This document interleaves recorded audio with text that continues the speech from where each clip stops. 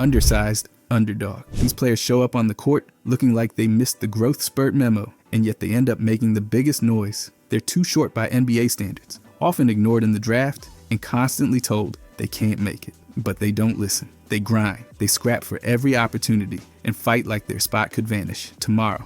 The league loves measurables, but these guys force teams to respect the immeasurable. Fred VanVleet is a textbook case. He went undrafted in 2016, even after leading Wichita State to national attention. He stands just 6 feet tall and doesn't wow anyone at the combine, but none of that stopped him. He clawed his way up through the G League, earned minutes, and eventually became a full-time starter. He didn't just show up in the 2019 finals, he showed out, hitting huge shots and helping Toronto win it all. From there, all-star nod and a $100 million contract. That's not luck. That's what happens when talent meets relentless effort. Fred didn't wait for approval, he took it. That's what makes the undersized underdog so fun to watch. They just won't quit. Flopper. The flopper lives in every fan base's nightmares. They turn the basketball court into a stage, acting out every bump and nudge like they're auditioning for a soap opera. These guys aren't just selling fouls. They're practically hosting yard sales. They exaggerate contact that would barely move a toddler, falling back like they've been hit by a truck. But here's the thing, it works.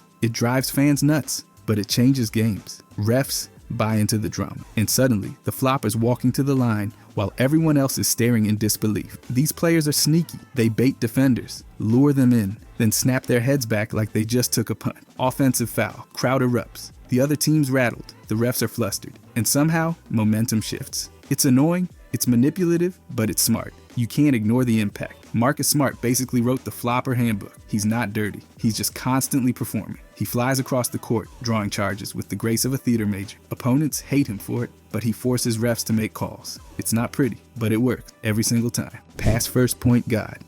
These are the maestros of the hardwood, the ones who treat a basketball like a conductor's baton. They're not out there hunting for shots or trying to drop 40 every night. They're running the show, always thinking 2 steps ahead, making sure the right guy gets the ball at the right time. Everything flows through them. Their court vision is ridiculous, threading passes through defenders like they've got X-ray vision. You'll barely notice them scoring, but you'll definitely notice how everyone around them suddenly looks way better. These players turn decent offenses into well-oiled machines. Chris Paul is the blueprint here. He's climbed into the top 5 in all-time assists, and it's not by accident. He reads defenses like he's flipping through a picture book. He controls pace, gets guys easy looks, and never seems rattled. His whole style screams precision. And it's not just the stats. Teams win more when he's running point. They move better, score smarter, and just look more competent. That nickname, Point God, it's earned. He doesn't dominate with flash, he dominates with control. That's what makes this archetype so respected. They're not chasing numbers, they're chasing greatness through team success. By the way, if you guys want to subscribe, I'm going to be posting every day. Thanks. Anyways, Lazy Star. The Lazy Star's got the tools, the talent, and the highlight reels, but something's always missing. They'll give you 20 points while looking half asleep. They'll jump out of the gym one play, then disappear for the next 10. Coaches pull their hair out, fans beg for effort, but the Lazy Star just jogs along like nothing's wrong. They've got the gifts to be elite, but the fire, that comes and goes like bad Wi-Fi. You watch them and think, if they just tried, but that's the thing. They don't, or not enough. The Lazy Star skips the hustle plays, floats on defense, and coasts through games like it's preseason. And still, somehow, they produce. That's what makes it worse. They'll drop 25 without breaking a sweat, while the gym rat on the bench is out there foaming at the mouth for 5 minutes of run. Andrew Wiggins, before Golden State, was this guy. Unreal hops, smooth jumper, zero urgency. One night, he looked unstoppable. The next, he was a ghost. Fans kept waiting for the switch to flip. It didn't, until much later. Until then, he was the face of wasted potential, wrapped in highlight dunks. Loyal franchise guy. These are the players who plant their flag and stay put, no matter what. They don't chase super teams or bounce around trying to stack trophies. They grind it out with one squad through the ugly rebuilds, the early playoff exits, the locker room chaos. You name it, they're all in, year after year. This archetype becomes the face of the franchise, the one constant fans can rely on. They grow up with the city, ride every high and low, and turn loyalty into legacy. Kobe Bryant is the perfect example. He played 20 seasons with the Los Angeles Lakers, which is the most ever by a guard. He stayed when it would have been easier to leave. He dealt with team drama, coaching changes, and even trade rumors, but never bolted. Instead, he evolved. He adapted to every phase of the team and kept competing. He led the Lakers to 5 championships and became the franchise's all-time leading scorer. He wasn't just a player, he became a symbol. The Mamba mentality wasn't just a mindset, It was a message. Stay loyal, stay fierce, and leave your mark on one jersey. That's what defines a loyal franchise guy. Dirty player. The dirty player is not just physical, they're calculated chaos. This archetype thrives on crossing the line just enough to disrupt everything without always getting tossed. Elbows sneak in under the basket, hands grab jerseys when no one's looking, and every possession feels like a scuffle waiting to happen. They bait opponents, stir emotions, and make everything uncomfortable. Teammates might call it grit, but opponents just call it dirty. And it's not just physical, it's mental warfare too. They'll stare down refs, start feuds, rack up technicals, and somehow keep swinging the game their way. It's messy, it's aggressive, and it works more often than anyone wants to admit. Draymond Green lives in this role. He's not pretending. From full-on kicks to wrestling matches mid-game, his highlight reel could double as evidence. That suspension in the 2016 finals? Classic. Stomping on Sabonis, choking Gobert, kicking Steven Adams. It's all part of the Draymond experience. He racks up technicals like he's collecting stamps, and yet he's a 4-time champion who quarterbacks their defense like a genius. He's loud, reckless, and polarizing, but every bit of it feeds into his impact. Draymond defines this archetype completely. Silent killer. These are the guys who could walk past you in the hallway, and you'd have no idea they just dropped 30 in a playoff game. They don't flex after big shots. They don't start drama, and they definitely aren't posting motivational captions after practice. They just show up, lock in, and dismantle whoever's in front of them. Their poker face never cracks, whether they're torching you on offense or locking you up on defense. Kawhi Leonard is the perfect example. He barely says anything on or off the court, but you can't miss his impact. He's methodical, calculated, and doesn't waste motion. Everything he does has purpose. That buzzer beater in 2019? Cold. Didn't even blink. He led both San Antonio and Toronto to championships and never tried to make it about himself. He's not chasing the spotlight. He's chasing wins. His calm is almost unnerving, like he's already thought 2 steps ahead of everyone else. And the best part, he'll bury your team without saying a word. That's what makes the silent killer so dangerous. You don't see it coming, and by the time you notice, it's already over. Coach killer. The coach killer doesn't throw chairs or scream at the clipboard, but somehow coaches just keep losing jobs around them. They bring a storm of expectations, power, and drama. Sometimes they clash with authority, sometimes they ignore the system entirely, but the outcome's always the same. Coaches come and go, while the star stays untouched. They might publicly deny issues, but the tension simmers. Locker room split, trust erodes. And when the season flames out, guess who's the scapegoat? Not the star. It's always the clipboard guy. The coach killer's talent buys them time. Coaches, not so lucky. James Harden might as well be the president of this club. 6 head coaches in under 10 years? That's not bad luck. That's a trend. He had major pull in Houston, backing Mike D'Antoni, then watched him walk. In Brooklyn, everything unraveled around Steve Nash and Kyrie, and Harden bailed mid-season. Philly wasn't much better, calling the general manager a liar while Doc Rivers got the boot. And he's never been thrilled about rigid systems. He wants isolation, control, space to cook. He's a brilliant scorer, no doubt.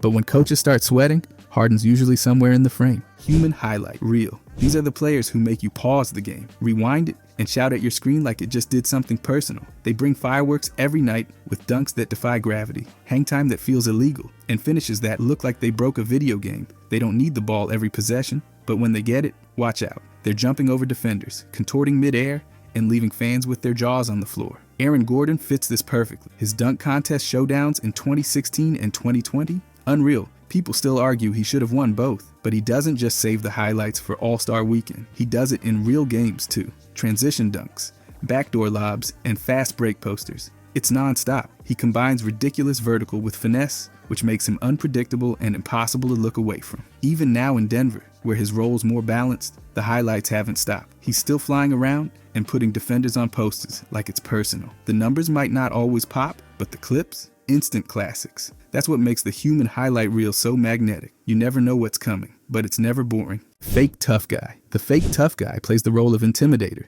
but it's all theater. They puff their chest, talk nonstop, and try to sell fear. But when push comes to shove, literally, they vanish. This archetype thrives on antics, flexing after routine fouls, mean mugging after layups, and running their mouth like it's a podcast.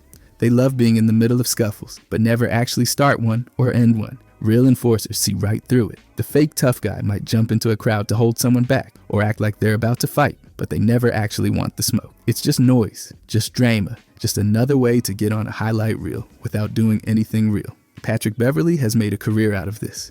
He talks more than just about anyone, acts like every possession is a war, and celebrates like he hit a game winner in the first quarter. But when things escalate, he's already walking the other way. He'll poke stars, flop for calls, and sell the illusion of toughness, but when someone actually pushes back, the act crumbles. He's loud, animated, and fearless until he's not. Defensive menace. These are the guys who make scorers wish they called in sick. They're glued to your hip from tip-off to buzzer, poking at the ball, cutting off angles, and forcing you into ugly, off-balance shots. They don't care about dropping 30. They care about making sure you don't. They'll guard anyone, anywhere, and never take a play off. It's not about glory. It's about grit. Drew Holiday is the prototype. He's the defender players hate going up against. Strong, quick, and smarter than your average possession, he can hound smaller guards or body up wings without blinking. His footwork is surgical, and his timing on steals is so precise, it's like he's got your playbook. He's made a habit of clamping stars. Steph, Dame, whoever's hot. And he does it without drama, just quiet destruction. During the Bucks' 2021 title run, his defense was game-changing. He turned momentum with hustle and lockdown stops, not flashy stats. He earns respect the hard way, by making great players look average. The defensive menace doesn't need the spotlight. He steals it. And if you're across from him, good luck getting it back. OneWay Chucker. The OneWay Chucker isn't interested in team ball, defense, or anything resembling structure. They've got one thing on the brain, and it's getting shots up. This archetype hijacks possessions like it's a solo mixtape, pulling up with no hesitation and usually no open look either. They take bad shots, skip obvious passes, and ignore defensive responsibilities, like they're allergic to effort. Coaches cringe, teammates get frozen out, and offensive flow dies, a slow, painful death. They might rack up points, but it's usually inefficient, and almost never moves the needle on winning. The stats look fine until you actually watch the games. Jordan Poole, during his Washington days, was basically the chucker in its purest form. He'd launch from 30 feet with a hand in his face, shake his head like he was cooking,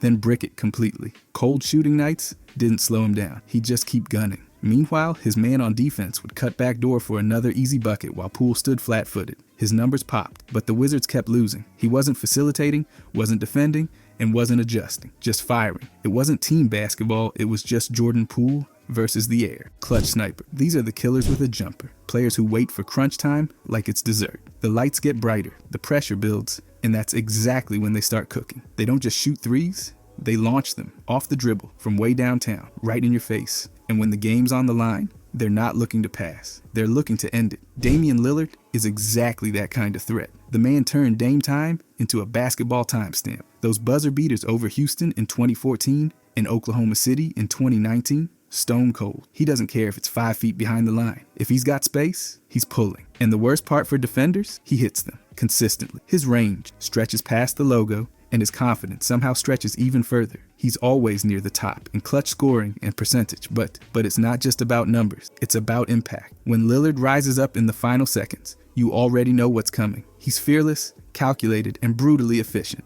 That's the clutch sniper. Less talk, more buckets. And when the clock starts bleeding, that's when they start firing. Game over. Always injured. The always injured archetype is one of the most frustrating in the league. These players are walking highlights when they're on the court, but they're barely on it. Every season starts with hope, and every season turns into a medical update. They flash greatness, dominate for short stretches, then vanish into another rehab stint. It's a cycle of hype, injuries, disappointment, and waiting. You never question their talent. It's their availability that ruins the story. Teams build around them, fans buy in, but their bodies never cooperate. Eventually, it stops being about what they've done and becomes all about what they might have done if they just stayed healthy. Zion Williamson is stuck in this loop. When he plays, he looks like a cheat code. Brute strength, ridiculous bounce, impossible to guard. But the problem is, he's barely out there. Foot problems, soft tissue injuries, weight concerns. He's missed more games than he's played in some seasons. Every time he looks ready to take over, something breaks down. Fans keep waiting, coaches keep hoping, and the ceiling just stays untouched. He's not overrated, he's just unavailable. Zion's talent is real. His time on the floor just isn't. High IQ vet. These are the players who've seen it all and still know exactly what to do. They don't need to score 20 or fly through the air. They win possessions with brains, not bounce. Every cut, switch, and pass is calculated. They see the game 2 plays ahead, and they make everyone around them sharper. Coaches trust them in tight moments because they won't panic. Younger guys look to them because they've already made the mistakes.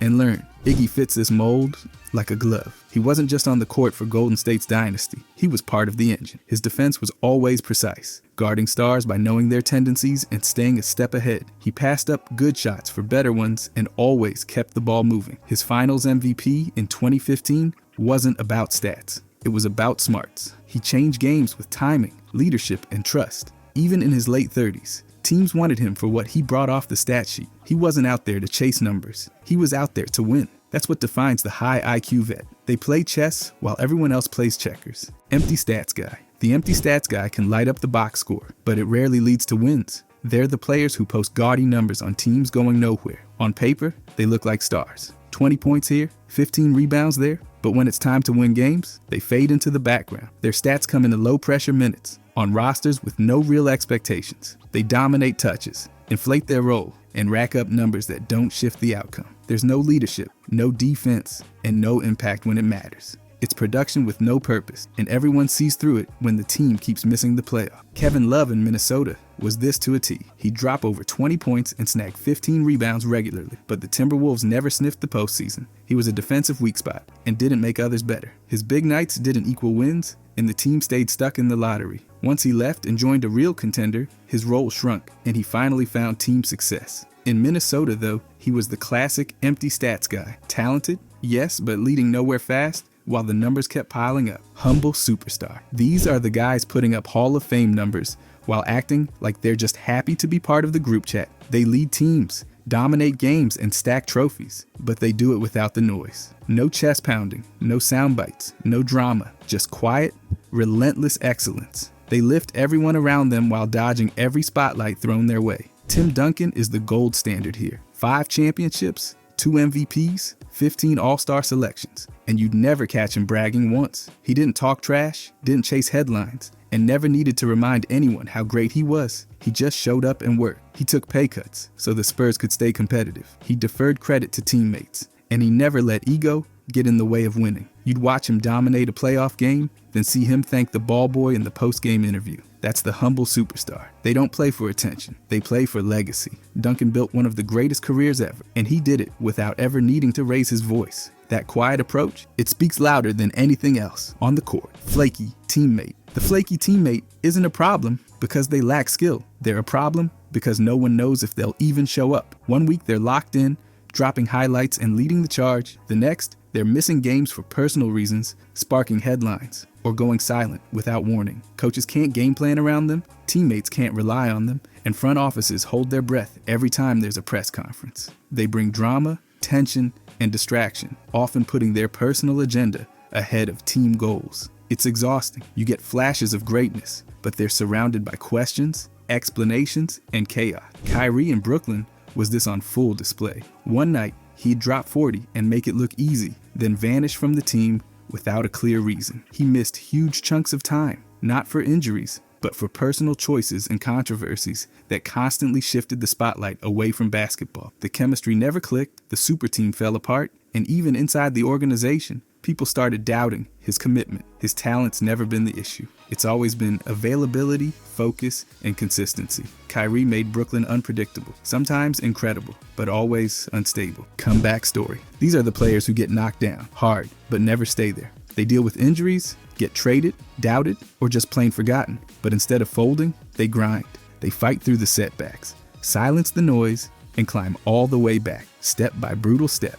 Derrick Rose is that story. He became the youngest MVP in league history, exploding onto the scene with speed and skill nobody could stop. Then came the injuries, devastating ones, multiple knee surgeries, years lost, teams giving up on him. At one point, he almost walked away from the game completely, but he didn't.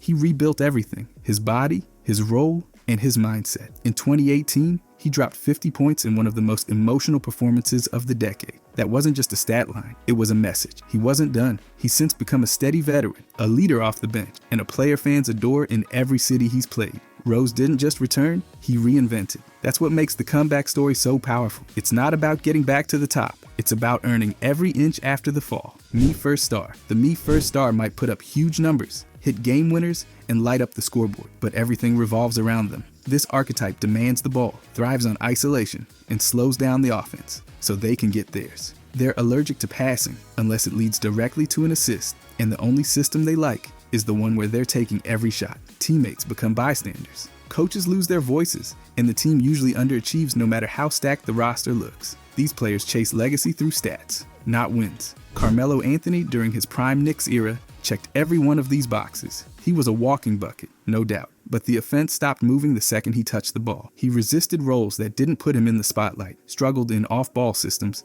and rarely adjusted for the good of the group. While his stat sheet stayed full, the Knicks kept stalling out in the early playoff rounds. Even when surrounded by talent, the ball stuck to him like glue. Late in his career, he eventually took a step back, but the "me first" label had already been tattooed on his prime years. Big who passes. These are the big men who throw dimes like their running point, except they're 6'10" and built like a brick wall. Instead of just backing guys down and dunking, they read the floor, thread passes through traffic, and make the offense hum from the elbows. They're not out there to be statues in the paint, they're creators. Sabonis lives in that role. He's the heartbeat of Sacramento's offense, operating out of the high post and constantly dishing out dribble handoffs, backdoor assists, and quick reads. He averages more than 7 assists per game as a center, which is wild. He sets brutal screens and immediately looks to pass, keeping defenders guessing. When he grabs a rebound, he doesn't wait. He launches outlet passes to start the break. Sabonis isn't looking to rack up ISO points or force the action. He's the glue guy with vision, making sure the ball keeps moving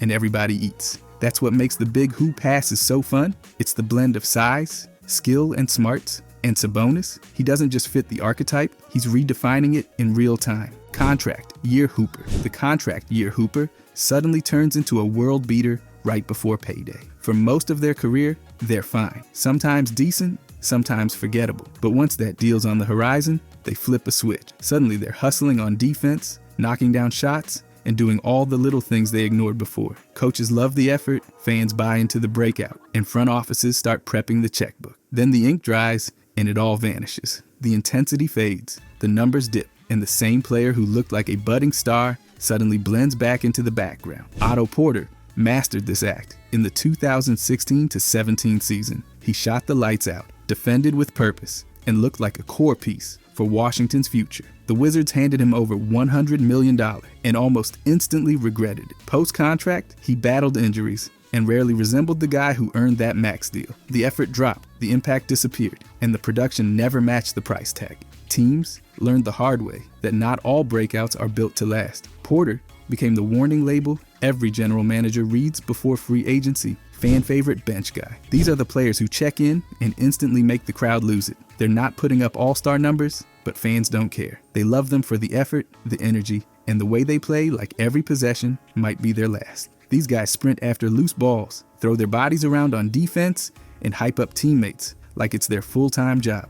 Alex Caruso fits this perfectly. He came up from the G League and turned into a must-watch piece of every rotation he's been in. His hustle is non-stop, diving on the floor, making steals, and doing the dirty work that never shows up on the scoreboard. And then he'll throw down a dunk that makes the whole arena explode. He earned the nickname Bald Mamba for a reason. Fans didn't just like him, they adored him. It wasn't about the minutes or the stats. It was about how hard he played and how much he cared. Caruso didn't need the spotlight. He just earned it with grit and heart. That's the fan favorite bench guy. Unselfish, all in, and impossible not to root for. Ring chaser. The ring chaser is that veteran who's done everything except win it all and decides to fix that by joining a ready-made contender. They're not chasing stats anymore. They're chasing jewelry. These players take less money, accept bench roles, and slide into locker rooms full of stars just to grab that one missing piece of their career. They're often past their athletic prime, but they bring experience, toughness, and just enough left in the tank to matter when it counts. Publicly, they'll say it's about the team, the culture, the brotherhood, but really, it's about the banner. Gary Payton turned this into a textbook case. After years dominating in Seattle, being an elite defender and all-star, he still had no ring. By the time he hit Miami, he was 37. Clearly not the same guy, but he didn't need to be. He came off the bench, took limited minutes, and watched Wade lead the charge. Payton filled a vet role, played spot minutes, and finally got his title in 2006. It wasn't about carrying the team anymore. It was about finishing the job. He earned the ring, but not in the way fans remembered him best. Rookie phenom. These are the players who don't tiptoe into the NBA. They kick the door down. From the very first game, it's clear they're different. They're putting up stats that veterans dream about, playing like the league isn't even fast enough to keep up. The lights don't faze them. The pressure? They wear it like a warm-up jacket. Victor Wembanyama is that guy. In his first season, he averaged over 20 points, double-digit boards, and blocked shots like he was swatting flies. He's 7'4" but moves like a guard, handles like a wing, and pulls up from deep like it's casual. He didn't just play well, he changed the game plan for every team facing him, on both ends. Offensively, he's stretching the floor and dunking over defenders. Defensively, he's erasing shots and scaring anyone who dares to drive. People watch Spurs games just to see what he'd do next, and he made it worth it. He's not just a future star, he's already playing like one. That's the rookie phenom. They don't ease into greatness. They show up, deliver,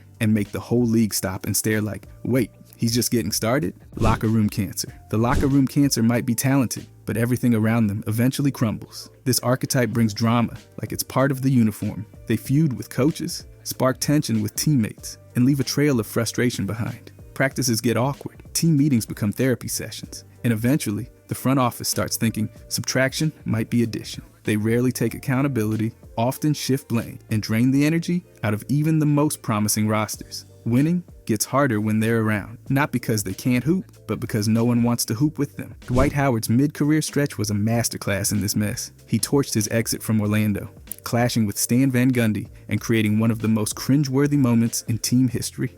Then came the Lakers in 2013, where he butted heads with Kobe Bryant and looked disengaged more often than dominant. In Houston, the story didn't change. He clashed with James Harden, got labeled uncoachable, and wore out his welcome once again. Teams seemed lighter after he left, and teammates weren't shy about hinting why. He had the tools, but his presence kept making teams worse, not better. Lockdown wing. These are the guys who turn highlight machines into afterthoughts. They don't chase steals or go for wild blocks. They just make sure your favorite scorer spends the night getting nowhere. They slide their feet, use their length, and contest everything without flinching.